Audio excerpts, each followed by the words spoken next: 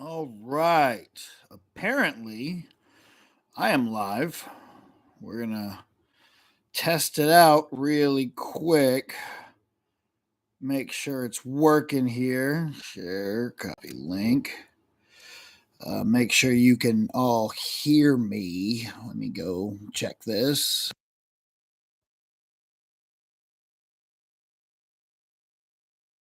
Right. I don't think I did that right. Hang on one second. I'm riding solo, and we'll get to that in just 1 second as soon as I get this. All right, sounds good. Let's share this out so everyone can come and hang out with us. Riding solo. Come hang out. Talk some Spidey, because that's what we're going to do today. We're going to talk a little Spidey, and we're going to talk a little DC. So, hashtag DCU, hashtag Spider-Man, hashtag James Gunn, hashtag Donald Glover, because that's some news today. All right, that looks about right. That looks good. That's a decent tweet. Like I said, riding solo here, so it's difficult to do all this in the middle. Come watch. Click here to watch. Click here. Oh, not clock. Click here to watch. Done. Oh, there we go. Boom. All right, there we go. Boom. All right, so that's all up. What's up? It's your boy, not Big Papa Lando, as you can tell. Lando's not here. He is off being a new father. You know, busy holiday season and a kid. That's a lot. That's a lot. I am obviously not our incredible editor, Lila. Nope, she's not here either. Just your boy, B to the C. There is no lower third. There is no intro because let's be honest, I don't know how to do any of that. That's all Lando and he's and Lila. They're the intelligent ones. They know what they're doing. I am just a dude here to chit chat with you guys during this holiday season about some of the news. I didn't want to leave you guys with nothing, so I figured, what the hey, I'll jump on here for a little bit and just kind of hang out and talk some news, and maybe you guys can join in. Maybe you catch this later. I don't know, but it's me. It's your boy, B to the C, hanging out. I don't have no headphones on. I don't need headphones because there's no one for me to listen to. I don't know why I'm telling you that. I don't think that's any information that you need or that you care about. But yeah. So if you have any issues with the stream, if you can't hear me, if sound's not going well, please, get in the chat. Let me know. If you have any questions, get in the chat. Let me know. When we be doing the damn thing. So let's talk some of the news from this week, guys. Let's see what's popping out there. Make sure you are following us on the Lando Project on social medias. We on the TikToks. Make sure you follow me at the Grind Calls everywhere: TikTok, Twitter, Instagram, all that good stuff. I'm on the Hive. Are you guys on the Hive? The Hive is it's not working. I'm not gonna lie to you. I have not been able to get on the app in about 2 weeks now. So ever since I started my profile, got 6 followers, and now I can't get on the app. So I don't know, but we have it. We have the we definitely have the Hive. So go check it out. So first thing I want to talk about, WWE. That's what I want to talk about. I want to talk some WWE because, we don't talk a lot of WWE up here. I don't talk a lot of wrestling anymore since I have left the business of wrestling. But I figured, there's some big news going on right now that I kind of wanted to talk to you guys about, and that's this Mandy Rose situation. I don't know if you guys have been following along. I don't know if anyone does follow along with wrestling, but I figured we can talk about it here because it's just me, and that's something I want to talk about. I want to talk about how Mandy got fired for having a OnlyFans account. Well, it's not really OnlyFans. She was on another platform, but she will continue to upload. Oh, Mandy defies the WWE and will continue to upload uh, whatever it is, her content, which is perfectly fine. But let me find out where the content was. What website was she on? Fan Time. So she was on Fan Time, and she was uploading some content to it. Fan Time is kind of like an OnlyFans or a Patreon or anything like that, where subscribers will pay and get some extra content from creators. And she was uploading some exclusive content, as we like to call it these days. And it wasn't, it was nothing too over the top, nothing too crazy. I did watch it, but it was not anything that you haven't damn near already seen on WWE. WWE has used her as a very sexualized wrestler. And so she uploads her own content, to try and make her own money. And they decide to take the belt from her and fire her. And that's just wrong. It just is. And I don't really understand it because, if Vince was still running the show, I think I might understand it, because he likes to control people. He likes to control the narrative, and he likes to be the one that's making the money. But I thought that with Triple H and Stephanie in charge, it'd be a little different. I thought that they would, be a little more of the wrestlers promoters, because they were wrestlers. But apparently nothing has changed, and they want to keep all the money inside WWE and not let these creators, these wrestlers, these talented individuals go out and do their own kind of thing, which I think is a huge issue and kind of wrong, because they have made tons of money off of Mandy Rose's image by sexualizing her. And now they're saying, well, you can't go do it yourself. You can't go make your own money with your own image, with your own body. It's kind of screwed up. It really is. It's kind of screwed up, and it kind of is just disappointing to see to come out of the WWE, because the Triple H era, I know we don't have a real name for it yet. I think we're still calling, I think we've officially named the last era the PG era.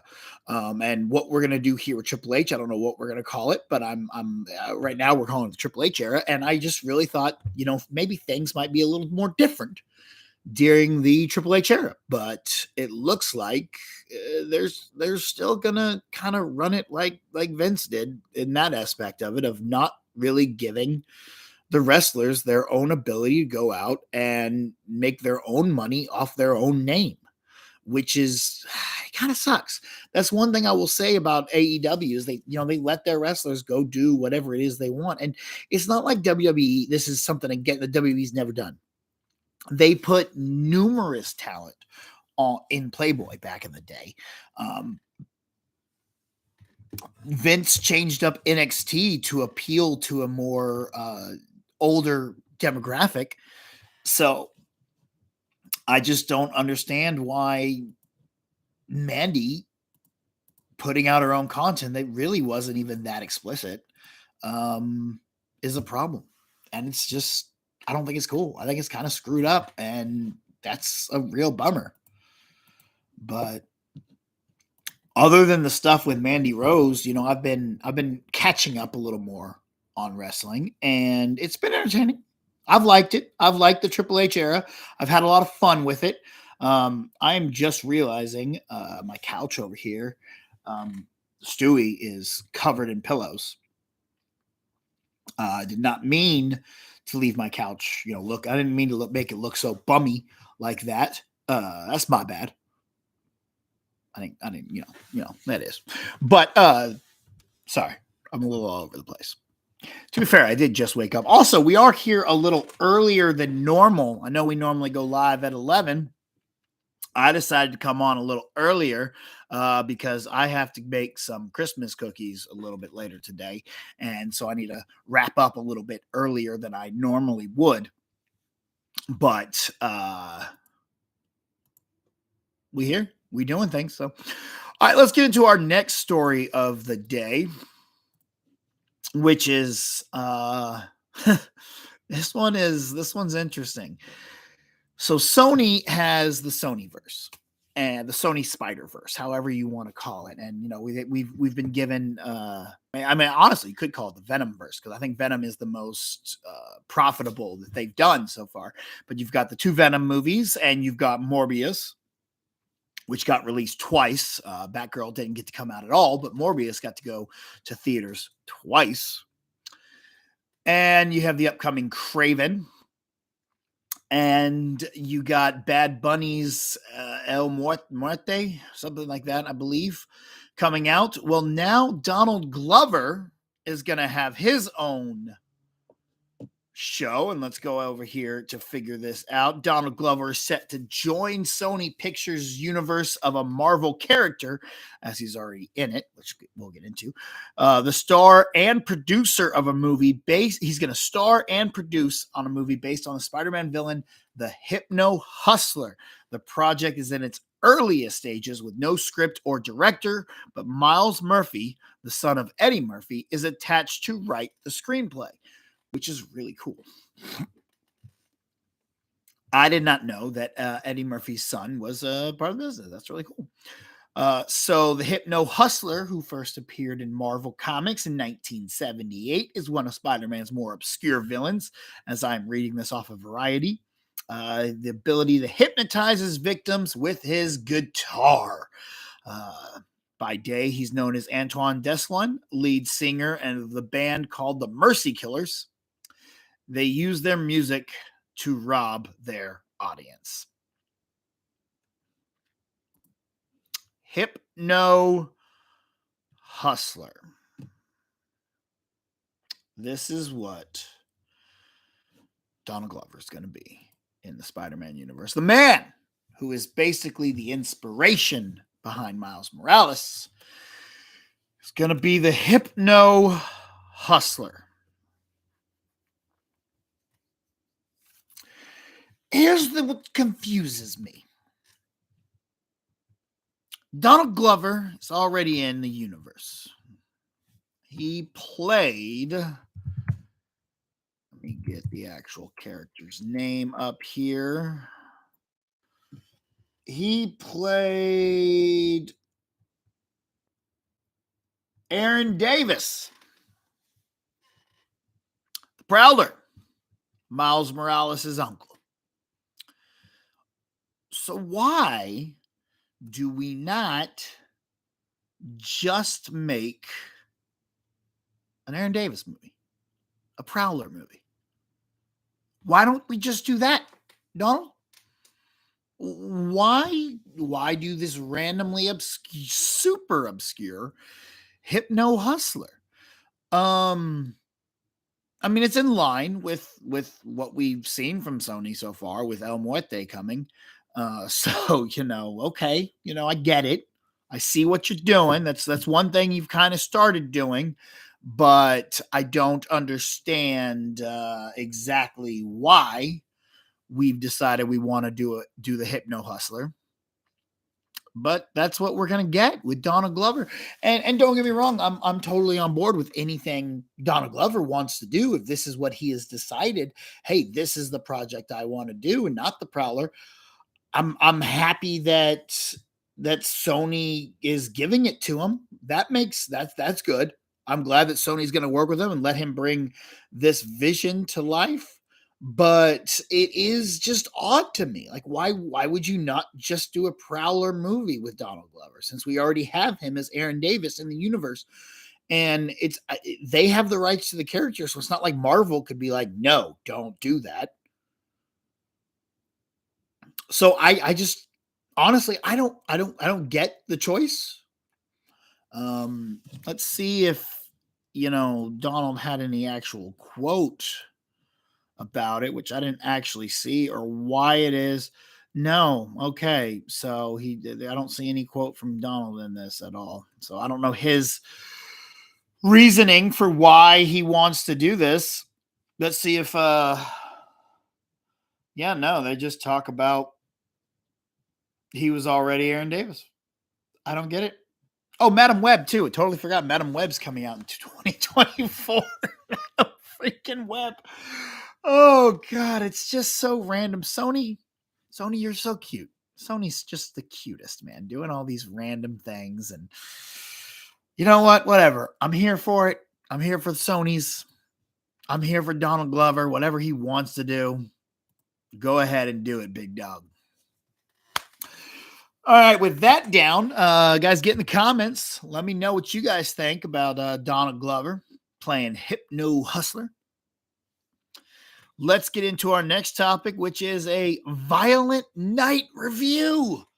That's right. I got to go out and see Violent Night. It took me about a week or so, and we're a little late. It's been out. You guys haven't gone to see it. You need to, because Violent Night might be my new all-time favorite Christmas movie. That's right. All-time favorite Christmas movie. Excuse me while I get a sip of the high-quality H2O. So Violent Night is a Christmas action comedy starring David Harbour as Santa Claus, who fights mercenaries who have taken a wealthy family hostage in their home. Directed by Tommy Wirkola and written by Pat Casey and Joss Miller. It also stars John Leguizamo, Alex Hassel, Alexis Louder, Edie Patterson, Cam Gigantet, I can't pronounce that, and of course Beverly D'Angelo from the Vacation movies. So that's really cool to see, and I'm not gonna lie to you guys, this has got to be some of the most fun I have had with a Christmas movie. Granted, I have still not seen Fat Man. I'm going to watch that this year. Fat Man is definitely on the list, as is the Christmas Chronicles. But David Harbour as Santa Claus might be my new all-time favorite Santa Claus, because he's just perfect for the role. It really works. You have a lot of fun with him. And so in this, he is a down and out Santa Claus. He's getting tired of all of the we want more of today's youth and generation, of always just wanting more and more and more and more for Christmas and everything like that. And so, he's taking a little break. He gets into this last house that he's trying to deliver some presents for, and boom, he gets thrust into this adventure. And it's kind of like a Die Hard meets Home Alone. There's a lot of homages to Home Alone, which is really, really good. I actually really like the homages to Home Alone. And obviously David Harbour is David Harbour, and everyone, the rest of the cast is serviceable. It almost feels like a Netflix movie where you got a star, maybe two that and Beverly D'Angelo and David Harbour, and the rest are some actors that I personally have not seen or heard of and don't know anything about, but they were all really good. Everything about this movie, like, I was expecting just a fun action, dumb Santa Claus movie, and I ended up getting a movie that is full of heart and a lot of fun and has the Christmas spirit and gets you motivated and excited, and I really did enjoy it, and I had a lot of fun with this movie. I even teared up and cried a few times. Like I said, there's a lot more heart in it than I really expected from Violent Night. And David Harbour plays it so well, and he really just kind of sucks you in. And he's becoming one of these actors that I just love everything he's doing, whether he's on Stranger Things or he's showing up with Chris Hemsworth in The Extraction, or he's playing the Red Guardian in Marvel. He's just becoming one of those actors that you just love to watch. I'm loving this dude, and I can't wait to see more and more from him. And if you guys have been watching Rewind Recast, you know I love to use him in that. I love to go ahead and add him in and cast him for many different roles because I think the dude is just talented, bruh. He's just good at what he's doing out there. And being Santa Claus is just great. There's a lot of moments in it that are just flat out fun. And it may drag a little extra. They may have padded it a little bit with some stuff, and you probably didn't need to do. But in the long run, it doesn't matter because it's still fun. It's still enjoyable. And that's kind of where I stand on the situation. So, David Harbour, Violent Night, fantastic film. If we're ranking it out of 5, I'm giving it a 4. That's how much I enjoyed it. It's up there. It's not without its issues. All movies have their issues, but God damn, this is a fun film. So if you can get out and see it, go see it. If you have already seen it, get in the chat, get in the comments, get down below, and let me know your thoughts on it. So next up on our list here that I've got is Kathleen Kennedy. Rumor has it she's already taken the package, and she is already her severance package, and she's already out. They're going to wait for an official announcement until after Indiana Jones, if this is true. And we will have someone new taking over as the head of Star Wars. And I gotta say, I think it's the right move. It really is. I think Kathleen Kennedy really is not much of a creative. I think she is an incredible producer. Let us take a look at some of the films she had produced. She started out with Gremlins in 1984. She gave us Back to the Future, The Goonies, An American Tail, Who Framed Roger Rabbit. She did do Fievel Goes West too. I had to double check that she did American Tail too, because I really did enjoy that one. We're Back, A Dinosaur Story. If you've never seen We're Back, that was a fantastic film. The Flintstones, the one with your boy John Goodman. Love that movie. I don't care what anyone says. I think that movie's absolutely incredible.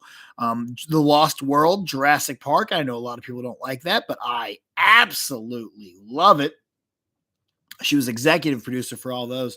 She was also a producer on E.T., The Color Purple, The Money Pit, the first Jurassic Park, Indian in the Cupboard. Everyone loves Indian in the Cupboard. Milk Money. Oh my God, I totally forgot about that movie, Milk Money. Congo. She produced Congo. Congo was an incredible film. Twister, The Sixth Sense, Seabiscuit, World of Worlds, The Adventures of Tintin, and of course, all the Indiana Jones. She was also an associate producer for Raiders of the Lost Ark and the Twilight Zone movie, just the timeout segment, it looks like. Obviously, the Indiana Joneses. Over on television, mostly just the new Star Wars stuff. So, very talented producer. I think if she would have had a creative with her, she would have done a much more serviceable job with Star Wars. I believe that, if she had someone that was shepherding the creative story of Star Wars, I think the Disney era of Star Wars would have been accepted a little bit better. Because if you look at it, we've had a lot of issues with Star Wars, and it's been a bummer. Last Jedi and Rise of Skywalker are both very polarizing films. It does suck. It is a bummer, but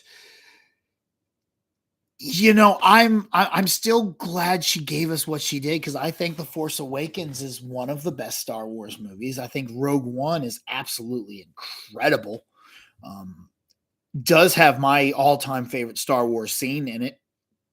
I thought Solo was a great film. Um, I didn't think he was great. Alden wasn't the best Han Solo. Obviously, he's not Harrison Ford, but it was still an enjoyable movie. And Emilia Clarke and then Ray Park and Sam Worthington as Darth Maul. That was just incredible. She helped give us The Mandalorian, which is awesome, and she gave us Andor, which was a good show. But yeah, so if Kathleen Kennedy is out, who do we want in there? I know a lot of people are saying Lawrence Kasdan is a possibility, Dave Filoni, obviously a possibility, and Jon Favreau, a good possibility. And I think Jon Favreau is the best idea. I don't know if he wants to stick around in the sandbox. We'll see. Maybe he just wants to do Mandalorian and that's it. And, maybe it's someone that we don't know who's going to take over Star Wars or president of Lucasfilm. I am excited to see. And, I don't fault Kathleen Kennedy for everything. I don't. Because they were trying to do what they thought was best. She was trying to do what she thought was best. And she was thinking, hey, just let these filmmakers come in and make their own films. Didn't completely work out. Last Jedi, one of my least favorite Star Wars movies. Definitely lower tier for me. And Rise of Skywalker, arguably my least favorite completely. I don't know. I have to watch it a couple more times. I haven't watched it a lot. But I would have to watch it a couple more times to decide if I like it less than Attack of Clones or not. But it is right there. That's where it is. It's right there. I was not a fan, and that part of that also has to do with the first time I saw it. I saw it at excuse me, I'm sipping the H2O. Got to keep hydrated. I saw it at AMC here in Texas and Dallas and at Addison, actually, at the Village on Parkway 9. And they started the movie. Hey, I don't know if if you guys are seeing it as well as I. Maybe I'm just going crazy, but it keeps getting darker and then lighter on the screen, and I don't know why it's doing that. Maybe that's just my screen. If it's your screen too, I'm sorry. Again, I don't know how to do the technicality stuff of this, but whatever. Lighting is lighting. I'm learning. I'm working on it. But so I went to see the Rise of Skywalker, and they started the movie without any sound. And I don't know about you, but as someone who finally got to get back into the theater and watch Star Wars again, I as soon as a long time ago in a galaxy far, far away started up in The Force Awakens, I started crying. And when you hear that music and the crawl, same thing with Last Jedi. And I know that the music and the crawl are not in Solo or Rogue One, but a long time ago, as soon as that hits the screen, tears. Unfortunately, since they screwed up the sound on Rise of Skywalker, it's starting without any sound. We're all losing our minds in the theater. And it starts the movie off with a bad situation, and so I immediately had a bad taste in my mouth for this movie, and so that probably played in a lot to it of watching it. But I just felt like it was way too much of a course correct, and I felt like what they should have done is told their story rather than try and fix the things that they thought people didn't like from the one before. And that's what sucked mostly about it to me. So I would love to see Dave Filoni take over. I mean, he's a little bit of an odd duck. Maybe James Favreau is the better choice, but I'm excited for the future of Star Wars. I'm excited to get back to Star Wars movies. It is very weird that something had taken over my number one spot for franchises, because Star Wars, for as long as I know, as long as I remember, has been my all-time favorite films. But recently, Marvel has taken that number one spot now. I love those Marvel films. I rewatch them probably more than I watch Star Wars right now. So very interesting thoughts, on me. Just thought I'd check, see if we had any live chats. Nothing in there. So, but yeah, what do you guys think? Kathleen Kennedy, if she's out, who do you want to see take over? What do you want from Star Wars? Let me know. Let's get into our main number one topic today. Ooh, this one, the DC saga. Man alive, who would have thought so much news would have been coming out here at the end of the year? Let's start with what we know right now. What is official in the DC news? So officially, a new plan has been delivered to David Zaslav from James Gunn and Peter Safran, the new heads of DC. At some point this week, they met with Zaslav and gave him their 8 to 10 year plan for what they want to do with DC. We do know officially Henry Cavill is out. He made the announcement. He met with James Gunn. James Gunn said, "Hey, man, sorry, but we're not going to need your Superman." James Gunn also has met with Ben Affleck, not about playing Batman, so he won't be playing Batman anymore, but they have met about directing a DC film. Not sure exactly what it was. We also now know that Patty Jenkins did not walk away.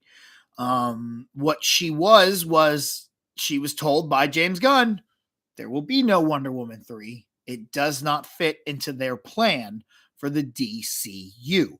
Not that the version of it didn't. It was just, there is no Wonder Woman 3. There is no, and from what I'm understanding, well let's get into that. That's speculation. Right now, what we know, no Wonder Woman 3.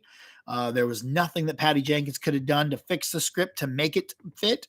It was just, hey, that's done. We also now know that James Gunn himself will be writing a new Superman movie, and that the DCU, James Gunn's DCU, will center around Superman.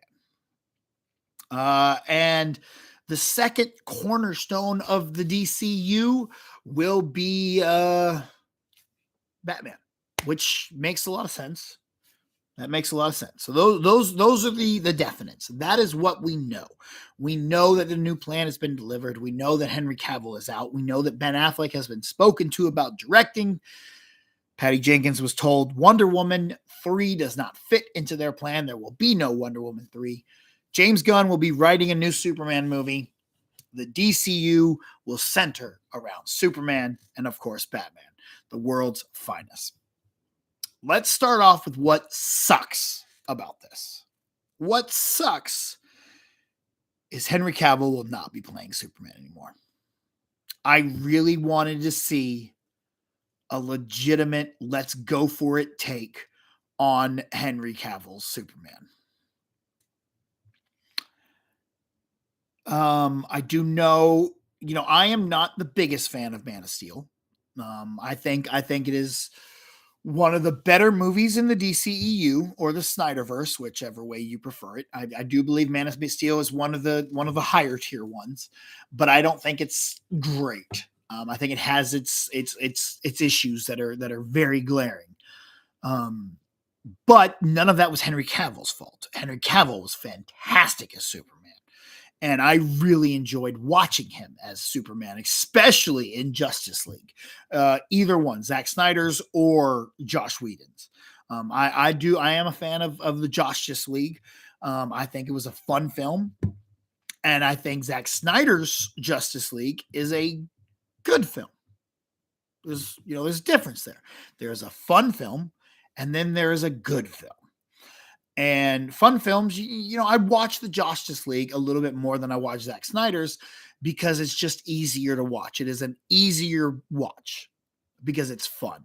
Zack Snyder's Justice League, very heavy.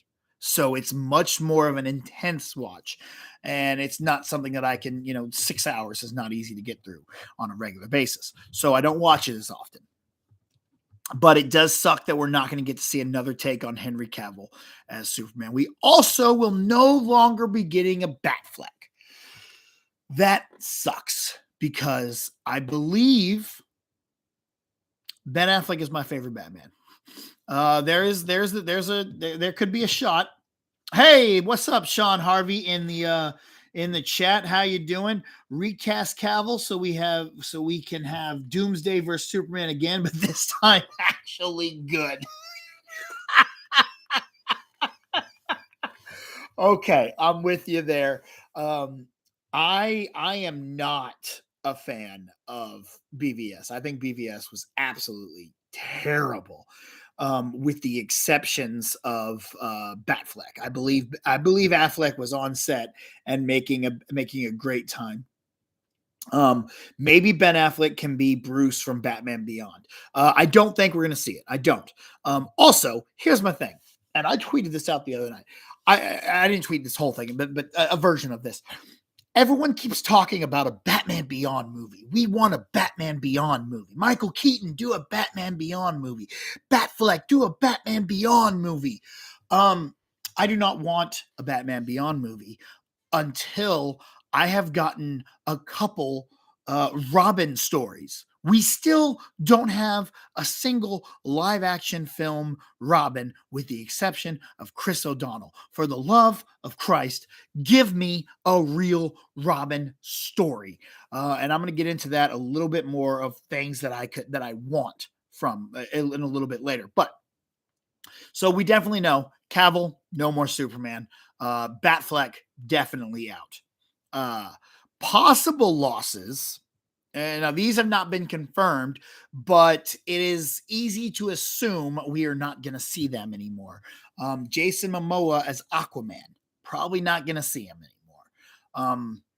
Unfortunately, the most electrifying man in all of entertainment, The Rock, will probably not get another outing as Black Adam, which really sucks, but is what it is. Not much we can do about that. We're going to lose Miguel Diaz as Blue Beetle, which also sucks because I really enjoyed, I haven't seen it yet, but I love, and I think his actual name is Zolo something. I don't know. He's Miguel Diaz to me. All right. Cobra Kai, strike fast, strike hard, no mercy. Didn't mean to say fast, meant to say first. My bad. So Miguel Diaz is probably going to be out. We're probably not going to see another Blue Beetle after the third film. John Cena, not going to be able to see him. I mean, we already can't see him, but he's probably going to be out. I hope we get a season 2 of Peacemaker in 2023, but I think that's going to be all that we get. And it looks like Gal Gadot out as Wonder Woman because we're not going forward with any more Patty Jenkins Wonder Woman films. Probably going to lose her too. Now, those are not official. There's been no official word on that, but I think it's safe to say we're not going to see any of them. So that's what sucks about this. But James Gunn made Peacemaker, though. Maybe he will want to save them. I would think, I thought about that. I was thinking about that. And last week we were going to do, and that's from Sean Harvey in the chat. That's what we're going to have a live video last week, not a live video, but a pre-recorded video last week up, where I talked about, the stuff that was going on and the different options.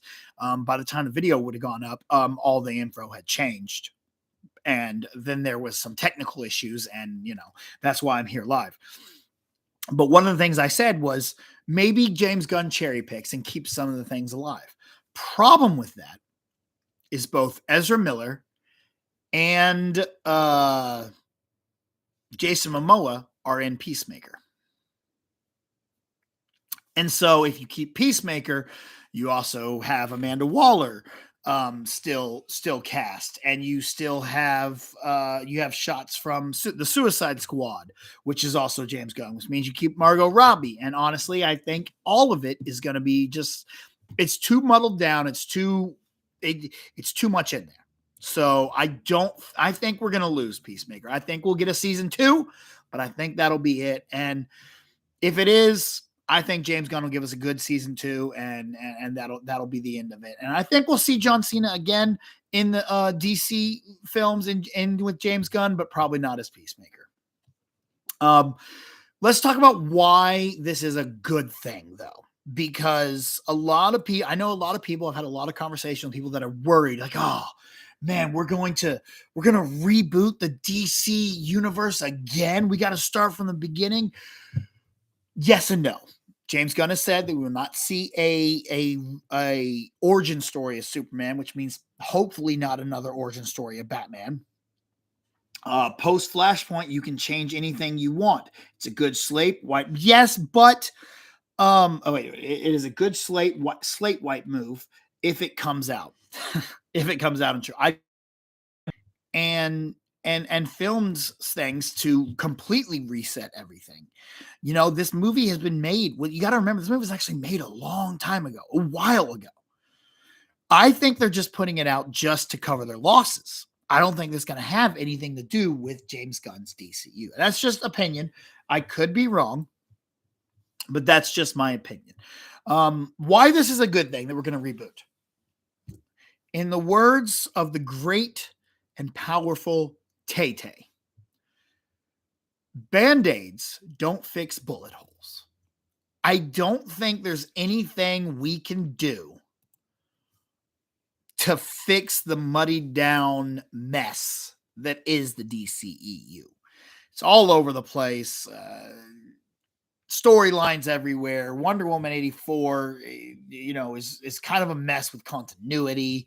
Whether it's the Justice League or Zack Snyder's Justice League, which one doesn't go with, which continuity. It is really a mess. And while there's a lot of good things in it, there's also it's just a mess.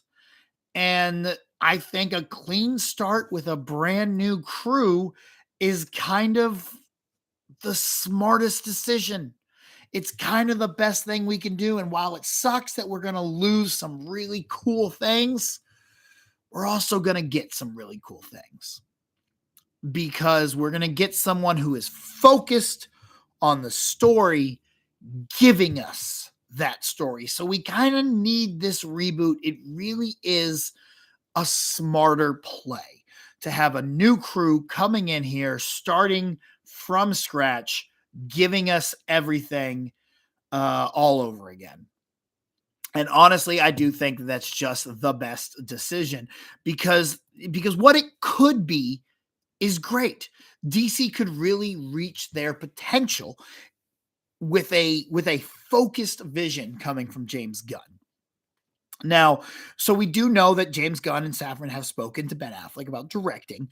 And honestly, my hope is that he directs a Batman movie. No, he won't be playing Batman. I hope it's not a origin. I hope it is his Batman script that he was going to direct himself in, where he takes on Deathstroke, but obviously reworked to fit within James Gunn's universe, which is very plausible. People, they do that all the time. They take scripts and they revamp them and make them work for, as time goes. Sometimes scripts spend years and years and years before they eventually come out.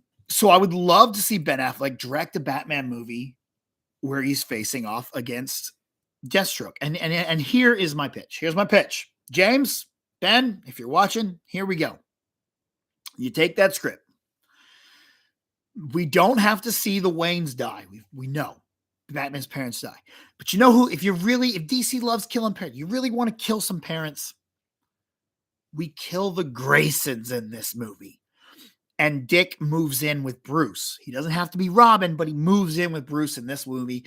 And somehow Deathstroke is tied into the death of the Graysons, which will give you a history for Robin and Deathstroke, which will work for this universe, and it gives us a Robin, or at least starts out the story of giving us a Robin. And we already going to have the Batman that will continue to run strong, or at least for probably a trilogy. So that one won't ever have a Robin, but put a Robin in this. And I believe in James Gunn. I believe James Gunn can give us a Robin and make it make sense. Because obviously Batman really can't be out there with a 13-year-old. In the Batman, like Robert Pattinson could not have a little 13-year-old running around with him being a Robin. That just would not work. But if you're going to have a more fun tone, an easier tone, you could do it. So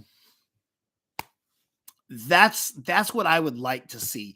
Obviously, we're going to get a good Superman movie and from James Gunn, which is it's going to be a weird Superman movie. I hope we're going to get some kind of awesome villain that is just over the top. Like, James Gunn gave us Starro. All right, so if he could give us a cool villain like that we've never seen from Superman, matter of fact, let's go take a look here. Superman villains. I want to go see. He could give us a good Bizarro. That would be really cool. Overlooked Superman, Cyborg Superman. Nah, he could give us a crazy Mr.